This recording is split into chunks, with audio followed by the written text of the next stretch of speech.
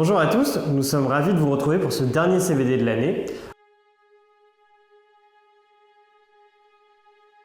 On commence avec le contexte. Depuis le début de l'année et notamment depuis les élections américaines, on constate un écart qui se creuse de 11% entre les actions américaines et les actions européennes. Cet écart de performance peut s'expliquer par plusieurs causes, notamment la situation française. La France, pour rappel, représente 40% de l'indice actions européen et le paysage politique reste incertain en France. Après la dissolution de l'Assemblée nationale, c'est maintenant une motion de censure qui pèse sur le régime politique français. Malgré tout ça, vendredi, Standard & Poor's a confirmé sa note de crédit envers la France de AA-, ce qui est plutôt pour le moment rassurant. On verra si dans les jours à venir, ces éléments seront conservés. On continue avec notre vision. Le premier point, sur les actions, on voit que le marché américain se paye beaucoup plus cher, 25 fois, vs le marché européen, 14 fois les bénéfices pour l'année 2025. C'est pas une raison pour vendre totalement le marché européen. On peut déceler des opportunités à travers ce segment. Notre deuxième point, on retourne sur le marché obligataire et donc le marché souverain français est challengé actuellement, une augmentation des rendements. Et on peut se poser la question avec cette augmentation de rendement, est-ce que cette dette est attractive? Notre réponse est pas forcément. On peut aller chercher notamment sur de la dette de société qui est beaucoup moins sensible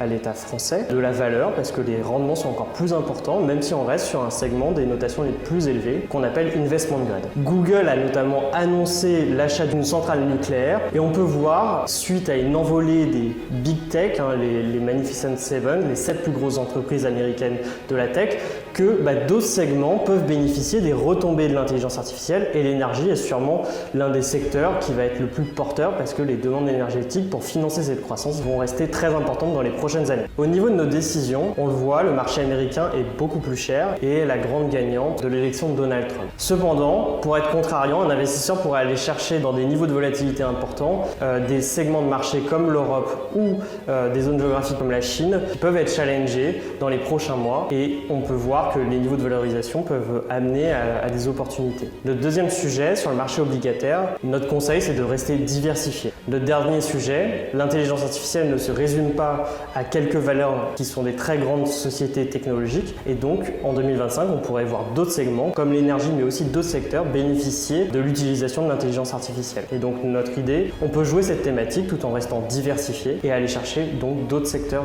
sur le marché. Merci pour votre écoute. Nous sommes ravis de vous retrouver en 2025 pour vous présenter nos perspectives et en attendant, on vous souhaite de très belles fêtes de fin d'année.